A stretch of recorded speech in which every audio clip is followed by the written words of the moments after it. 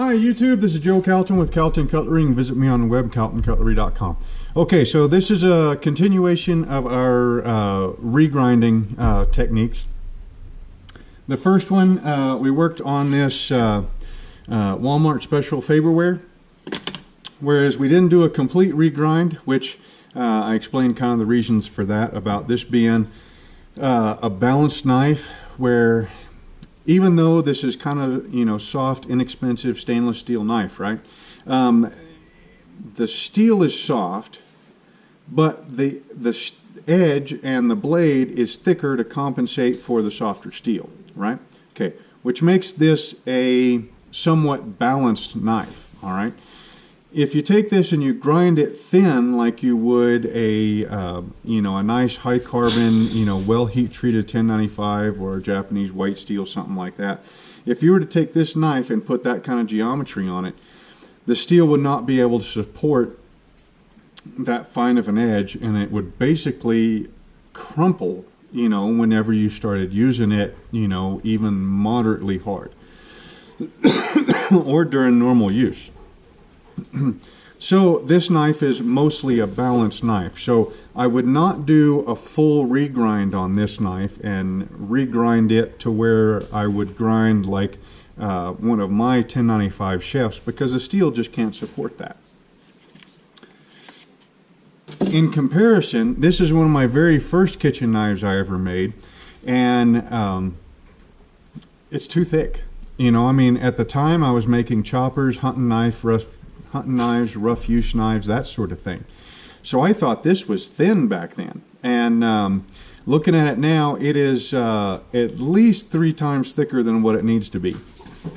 But this is well heat treated, good quality 1095 high carbon steel at a Rockwell of 61, 62, maybe even a little bit higher than that. I tested it with a file. You can redo it. And a file won't cut it, so it's pretty hard, high carbon steel. So just to kind of show you the grinding differences in between, soft stainless steel, now we're going to go ahead and we're going to thin this one out a little bit, all right? What we're going to do is we're going to grind, we're going to take some measurements off of it, and then we're going to grind for 2 minutes on each side on this Norton crystalline coarse side, and then take some measurements again and see how much material that we removed. Like I said in the last video, we're using the Norton crystalline combo coarse fine, and we're using the jumbo version, okay, which is 2.5 inches wide by 12 inches long. Honestly, if you get to this is a middle to advanced, if you have to put a name on it, sharpening technique, right? So if you get to this point, if you get to the point where you're wanting to change geometries on knives, you're not really a beginner anymore, okay? So, if you're going to be doing a lot of this, especially on large kitchen knives, it makes sense to go ahead and grab one of these jumbo stones. I want to say I picked this up for like $50 or $60 from sharpeningsupplies.com. Amazon has probably got one of them too, and I'll look through there, and if I see one, then I'll put a link in the description for this stone on Amazon. If not, sharpeningsupplies.com does a pretty good job. Also, the lubricant that we're going to use. This is wooden bamboo oil, or at least the container was. And if you look on the back of it, it says mineral oil. I buy mineral oil by the gallon from the local feedlot store, and then just keep refilling the bottle. I know a lot of guys use Dawn and water, or mostly water, or like Simple Green or something like that on these silicon carbide stones. For a normal sharpening, that's fine. For this right here, where you're doing some serious regrinding and removing material, that stone's going to be working really hard, and you're going to have more heat involved than what you would normally off of a normal sharpening, because we're not sharpening, we are grinding, okay? And if you are grinding, you're going to need a little bit more serious lubricant than Dawn and water. So mineral oil works good. about the only other thing is, remember to rotate your stone, during your when you're regrinding like this, because you'll introduce quite a bit of wear into your stone. Every couple of knives that you regrind, or every knife, depends on the size, check your stone for flat, because it will go out of flat, because you're going to be removing the stone at the same time that you remove the steel from the knife. So eventually you will need to go ahead and dress the surface of your stone, either with a cinder block and loose sand, or plate glass with loose silicon carbide, or a diamond plate kind of works okay, although that really doesn't make any sense to me unless you're using the Harbor Freight one, is why you would use a diamond plate to a $60 stone to dress up another $60 stone. Yeah. Anyways, so we need to take some measurements first. Okay. So we're going to be kind of about in the middle of my mark, or even with it.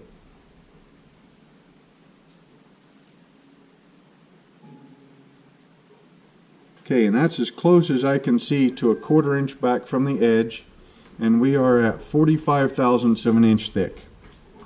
So 1/4 inch back. Well, no, that's about the only measurement that's really going to matter. I did shoot this video already before, but while I was grinding, the dogs are being nuts today, and so I looked back at them to see what they were doing, and then when I came back, I had shifted the angle to just lay more, to a higher angle, and actually narrowed the knife a little bit, so it skewed the measurements. So we'll have to do it all over again. All right, so this is flat. That right there is about where the blade grind is, okay, and that's what we want to thin out. So I'm going to sit here and go like this for the next 2 minutes, and then we'll take measurements, and then we'll flip it over to the other side and do the other side for 2 minutes, and then see how much material that we remove. All right, so let's stop and clear this, and hit the go baby go button.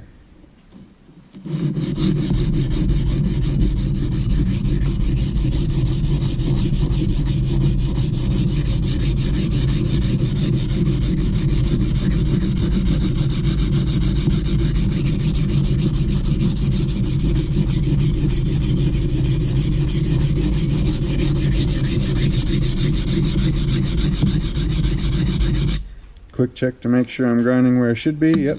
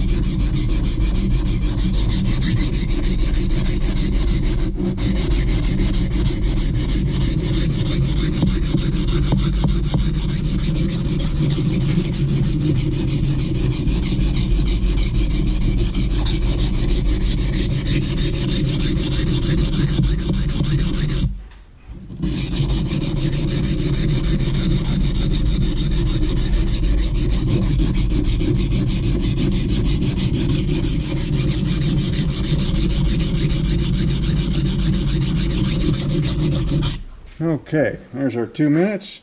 Now you can see all the swarf on there.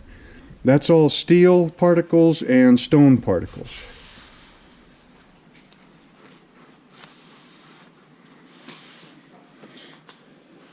Okay, so now you should be able to see the scratch pattern that I put on there from the stone. See how those lines are going that way and the blade finish is going this way? Alright. So now let's take a measurement. I would guess that we probably removed, I would say at least 1/1000 or 2.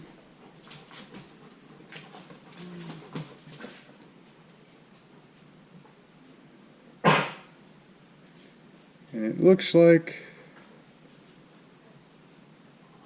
we're at 39.5. So 2 minutes, removed 1/2 thousandths from that side. Okay, so let's rotate the stone, give it some more oil, stop and clear, and then hit start again. Okay, here's flat, here's our blade bevel.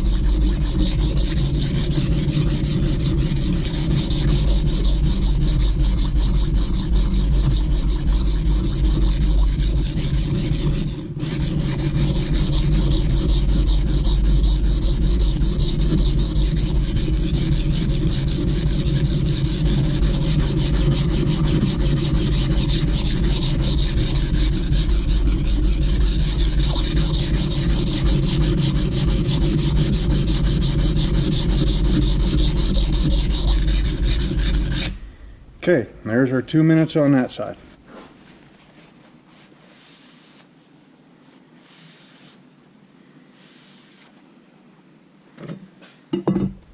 Grab a fresh towel and kind of get that really clean so that we're not measuring swarf that's on there.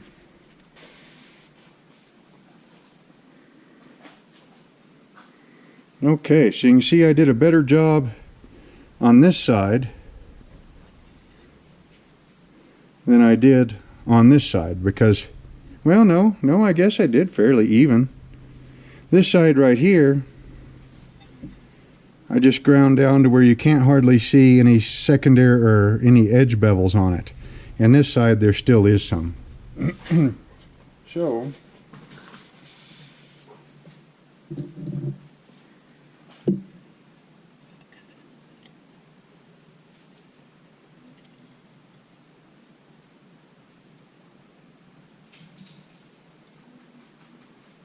about in the middle of my mark and a 1/4 inch back, we are at 38.5. Okay, so what that means is that we took off 1.5 thousandths off the total thickness, measured a 1/4 inch back on bevels that are that wide. Okay, so if you needed to so like my normal standard now is on an 8-inch class knife, chef's knife, okay, I want to hit between like 25 and 30 thousandths of an inch, a 1/4 inch back. So this one, like I said, was 38.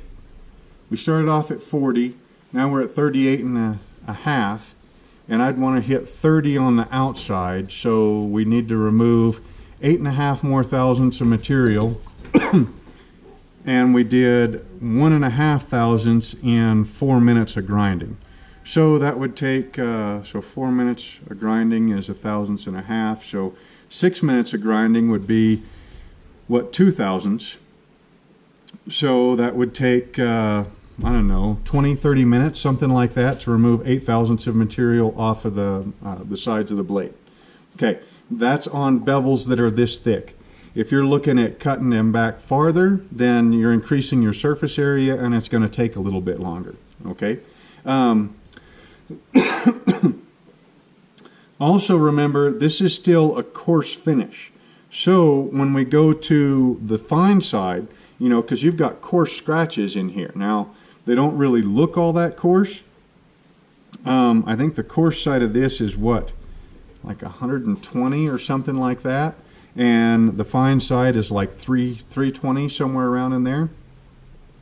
I think they do sell like a 36 grit stone that, of course, you know, take material off faster.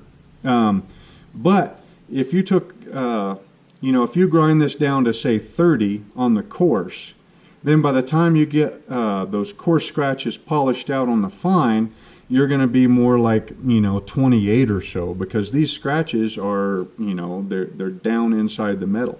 When you remove those, you bring the whole surface down a little bit. So again, this is one of those things that I still wouldn't do like a full-on regrind all at once, because you never really know what you're going to run into.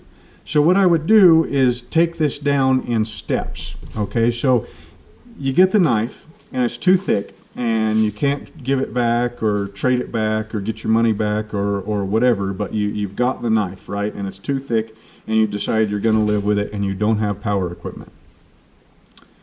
So go ahead and delegate that knife to your rougher tasks in your kitchen. Okay, your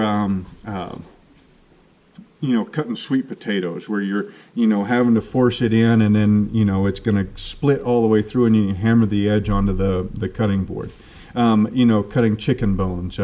You know, just rougher rougher tasks in the kitchen. Each time you need to sharpen it, go ahead and spend 5 minutes, take it another thousandth or and a half, or spend 6 minutes and take 2 thousandths off the sides. Okay. Then take it back and start using a little bit more and see if that improved the performance to where you want it. If not, the next time you go to sharpen it, spend another 5 minutes, take off another 2 thousandths, and keep doing that until you get the blade where you want it, or until you know, you find work for that knife in your kitchen block.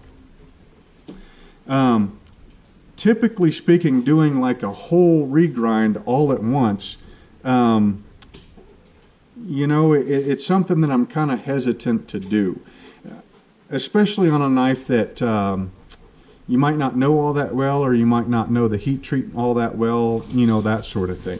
So honestly, I think it's much better to do it in stages, but do it with, you know, a good coarse stone, because if you do it with like a, you know, like your 1/6 you know, water stone, you will be there for days grinding a couple of thousandths off that knife. So anyway, so that hope that gives you some idea as to how long it would take on a Norton crystalline combination stone with pretty hard 1095. Along with the last video on the soft Faberware with the same stone and everything. Hopefully that'll kind of give you an idea about regrinding, both how long it takes, the particular stones that are best suited for that, and on 2 different steel types at 2 different you know, hardnesses. So hopefully that'll kind of give you and then also kind of the thoughts behind regrinding. If you do just have a knife that is just insanely too thick and you don't want to put in the time to slowly grind it back yourself, there are guys out there that will do regrinds. I'm just not one of them, not unless it's one of my knives. Just because, like I said, I've just seen too many things happen when you change one of the, one of the legs of that stool is, when you make a knife. So anyway, so I hope that helped. I hope you enjoyed the video. I hope you did fast forward and you didn't actually watch me grind for 2 minutes on either side. Yeah, so until next time, this is Joe Calton with Calton Cutlery. Visit me on the web, caltoncutlery.com. Hope you enjoyed the video, and we will see you next time.